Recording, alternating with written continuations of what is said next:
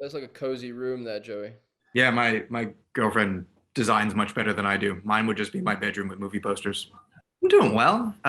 Thanks for doing this. Congrats on the movie. And we don't have a whole bunch of time, so I'm mostly just fascinated about this. You make a movie, and by the time you talk about it again, you've maybe made another one, you've read six more, you've signed on to two. People who are asking you about another one you don't want to talk about. Like, there's a lot of other stuff that happens. Like, what is this experience like? Obviously, it's not hard work because who doesn't like being told you're good at your job? But like, how do you find something new to say about a thing that's now a memory more so than an experience? Yeah, I mean, it's a really good question. It's something that I'm asking myself all the time. I mean, I will say for this, for Tick Tick Boom, it's a pleasure because there's an endless kind of plethora of things that one can talk about with this film thematically.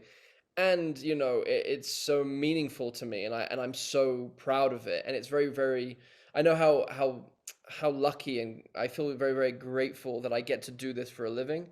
And I know that and then with a film like this, I want to talk to you about it. Like I want as many people as possible to see it, and I want as many people as possible to be touched by the life of Jonathan Larson, and I want as many people as possible to have their own lives changed by a great piece, a great artist, so yeah, it's a sometimes you get a little kind of wackadoodle in the old noggin, and you kind of lose the plot and say things you don't mean, or blah blah blah, but that's just par for the course. But with this, I'm just very, very grateful that I get to talk to you.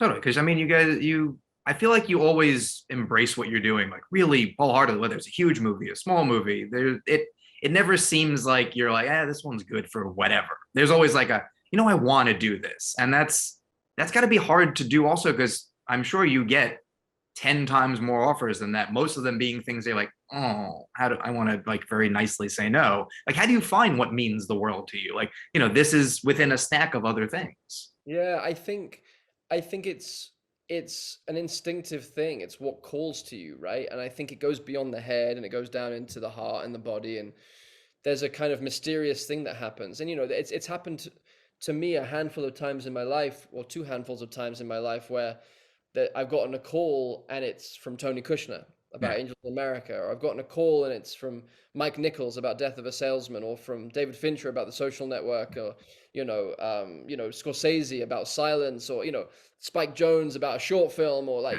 it's and then Lin-Manuel Miranda about this Jonathan Larson story, and it's like, well, there are a few times where your body just goes, oh yeah, yeah, yeah, yeah, yeah, I better start getting ready now. It's like, oh, I've got to go there. I've got to go there with these people and these projects. So I think it's an instinctive kind of heart response for me, because otherwise, it would be very, very hard to sit here and talk to you if I wasn't fully passionate about what I was doing. But in the same way of John, like John is someone who was so turned up to an 11 all the time, and he was only making things that were springing forth from his soul in the deepest possible way.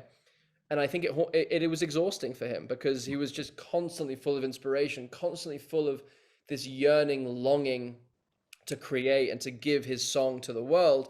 And maybe if he had had success, he wouldn't have been full of that longing in the same way. He wouldn't have had such a fuel under him in order to, ultimately get Rent written before he died at this very, very premature age of 35 on the night before the first preview of Rent. So I think there's something to be said for, success, external success, creating a kind of a comfort. And where John didn't feel that and didn't get to experience that meant that he gave us even more prolific amount of work. Totally. Well, I mean, I think as we wrap up, you're managing to be passionate about the work, but still do more work. So you're, in a way, picking up the torch. And that's, besides, money, fame, Oscar nominations, you get to be proud of, I'm doing something that I love and people like it and they pay me to do it. This is amazing. So you're winning. I think that's the foundation, dude. It's so funny. Like I meditate, and like in the midst of, promoting a film and all the stuff you just talked about, I get to kind of I need to kind of close my eyes and like sit with away from my phone, away from all of this, and I always come to that place. It's so funny you say that. It's exactly the place I come to. I'm like, wait a minute. There are some things that are undependable here, Yeah. that are ego inflating or deflating or whatever. But then there are some eternal things here that are untouchable. One is the fact that I love what I do Yeah. and I get to do it.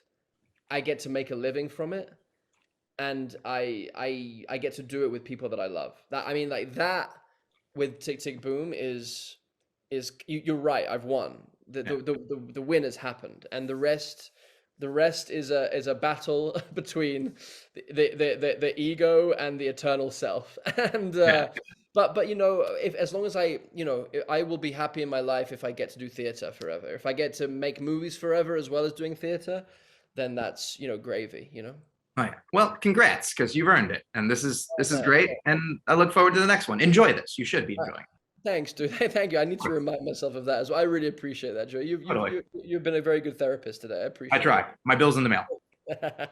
Take care. Cheers, dude. All right, take care.